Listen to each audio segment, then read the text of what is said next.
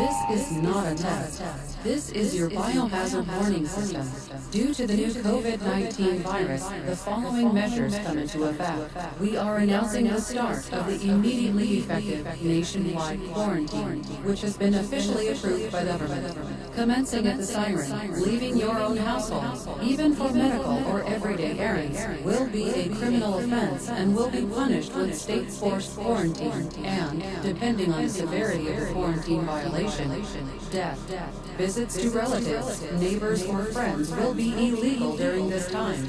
No one has been granted immunity from the quarantine. No citizen or group will be exempt. All emergency services will be suspended until further notice and cannot be reached. Every household will receive a monthly data volume of 400 megabytes in order to keep the network load under control. There is currently no time limit for these measures. We hope for yourself and your family to be prepared for the worst. Blessed be our new founding fathers and America, a nation reborn. May God be with you all.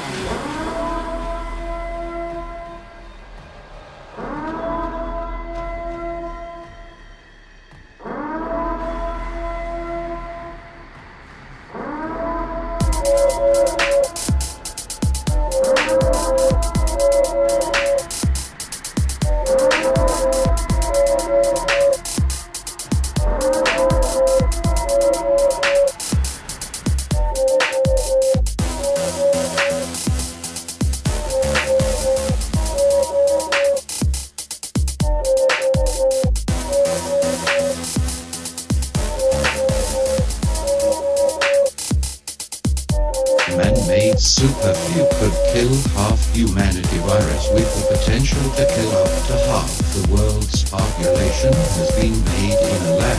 First virus is an H5N1 bird flu strain which was genetically altered to become much more contagious. It was created by Ron Fauci of the Erasmus Medical Center in Rotterdam, the Netherlands. Fauci wants his study to be published. So does virologist Yoshiro Okaoka, who led similar research in collaboration with the University of Wisconsin, Madison, and the University of Tokyo, and reached comparable results. A very important development on bioterrorism to tell you about. Researchers in Wisconsin and the Netherlands, working separately, have created a form of the deadly bird flu virus that can easily spread from person to person. Ask the journals preparing to publish the research, Nature and Science, to censor all details of the methodology used to mutate the virus into its deadly form. First of all, let's start with the fact that the World Health Organization has decided that we have 90% too many people. That attack leads to more than 80% of national population being affected by classified. First large-scale outbreak of classified airborne, classified flesh-eating, and or all of the above. Remember, if you're a genocidalist, you have to work really hard to kill 6 billion people. Far surpassing our darkest nightmares. Well, basically you have two labs that have taken an H5N1 bird flu virus, the virus you hear about occasionally infecting people in the wild, and tweaked it such that it's still very deadly, but now it's transmissible. So that is sort of what really scares doctors, that this idea that this virus could mutate out. Why do they do that to make it the whole point was it wasn't transmissible human. Are they assuming that it eventually will be, and they're doing this so they can come up with a vaccine? Well, that's exactly what they're looking to do. Some argue that such work should never have been done in the first place, and potentially harmful, just a bad idea for scientists to turn a lethal virus into a lethal and highly contagious virus. Like weaponized bird flu. Like weaponized bird flu. The CDC is preparing for mass pandemics, hundreds of thousands or even millions dead. There's this massive preparation going on for plagues and little megadeath. Well, that's one way to put it. First of all, let's start with the fact that the World Health Organization has decided that we have 90% too many people. That attack leads to more than 80% of national population being affected by classified. First large-scale outbreak of classified airborne, classified flesh-eating, and or all of the above.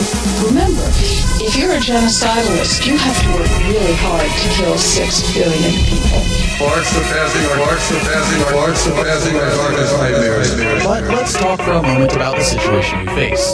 There is currently a global pandemic ravaging the world. The U.S. has done the worst job by far of containing it, to the point where the very existence of the disease is considered a political opinion and our politicians blatantly disregard safety regulation. Homeland Security, or FEMA, if you want to call it, they're going to declare an emergency, which you're going to shut down everything. And then I said to them, what are the ultimate goals here? I said the ultimate goal is to get everybody in this room chipped with a RFID chip and have all money be on those chips and everything on those chips. And if anybody wants to protest what we do or violate what we want, we just turn off their chip. That's right, microchipped. H5N1 will be the virus that ignites the next pandemic. It has many of the telltale characteristics. It has passed from birds to humans. We have no immunity to it. The virus kills quickly and efficiently. People are dying from a type A influenza virus known as H5N1. First of all, let's start with the fact that the World Health Organization has decided that we have 90% too many people. That attack leads to more than 80% of national population being affected by classified. First large-scale outbreak of classified airborne, classified flesh-eating, and or all of the above. Remember, if you're a genocidalist, you have to work really hard to kill 6 billion people. Far surpassing our darkest nightmares. Do not be deceived for a moment that something like this will not, or possibly hasn't already been used on the American public.